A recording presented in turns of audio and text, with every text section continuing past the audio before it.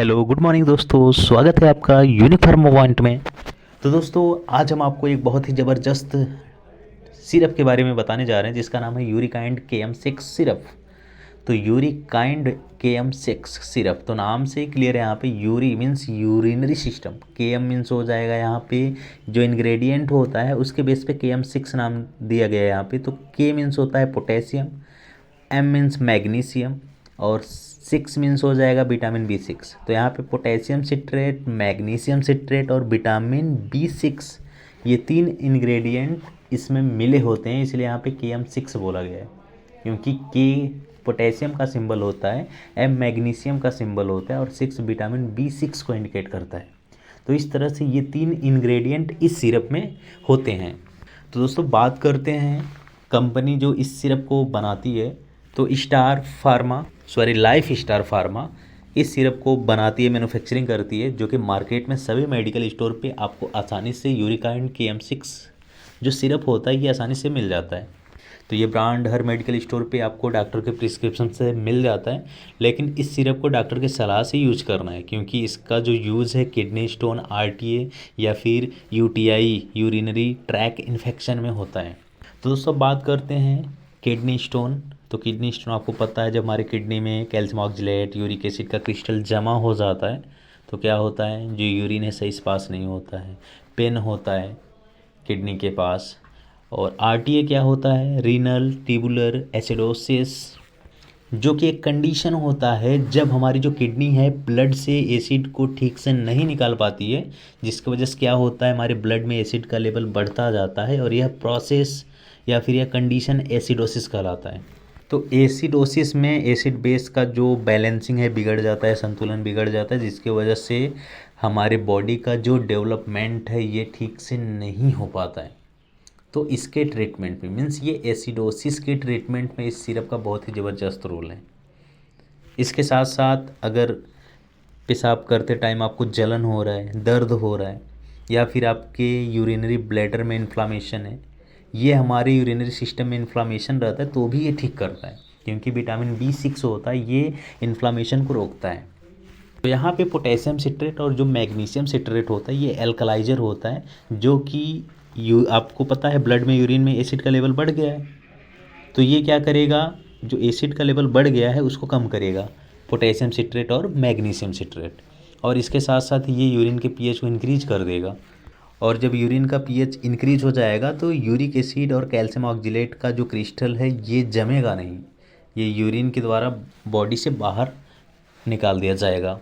तो यह जो सिरप होता है किडनी स्टोन में बहुत ही ज़बरदस्त रोल होता है। इसके साथ साथ रीनल ट्यूबुलर एसिडोसिस में, यानी जब यूरिन का या ब्लड का pH कम हो जाता है, एसिड लेवल बढ़ जाता है, तो क्या होता है जो कैल्शियम ऑक्जिलेट है, यूरिक एसिड का जो क्रिस्टल है जमने लगता है हमारे यूरेटर्स में या फिर ब्लैडर में या फिर जो है किडनी के अंदर, तो स्टोन का फॉर्मेशन होने लगता है।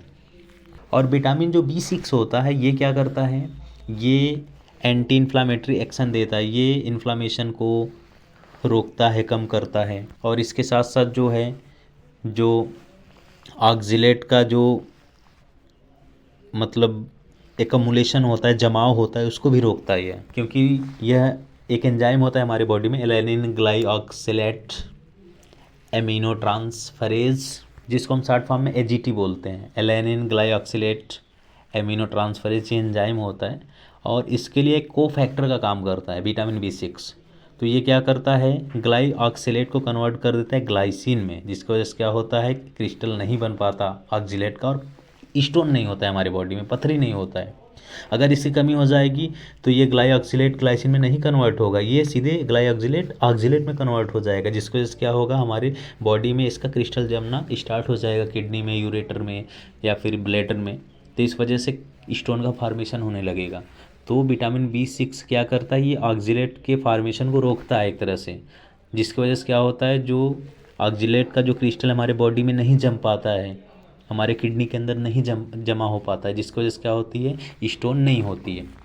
तो दोस्तों इसमें पोटेशियम जो सिट्रेट की जो स्ट्रेंथ है इस 5 ml में 1100 mg होता है। मैग्नीशियम सिट्रेट की जो स्ट्रेंथ होती है इस 5 ml में 375 mg होता है। विटामिन B6 की जो स्ट्रेंथ होती है 20 mg होती है इस 5 ml में।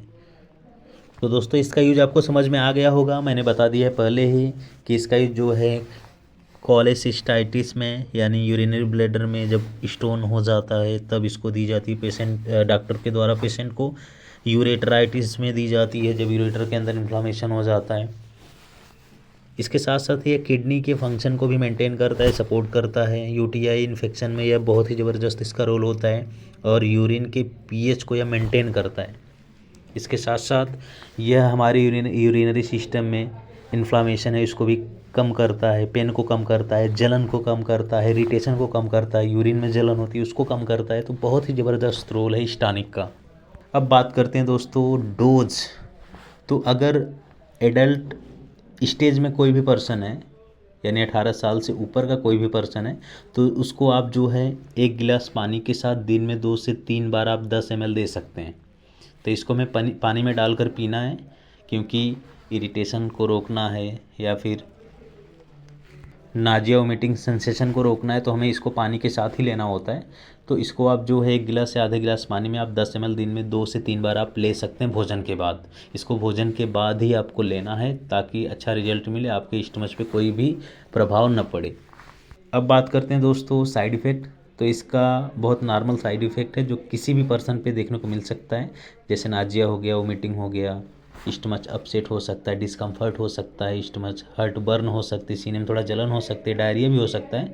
तो दोस्तों ये था यूरिकाइंड KM6 सिरप के बारे में। आशा करते हैं दोस्तों आपको बहुत ही अच्छे समझ में आया होगा।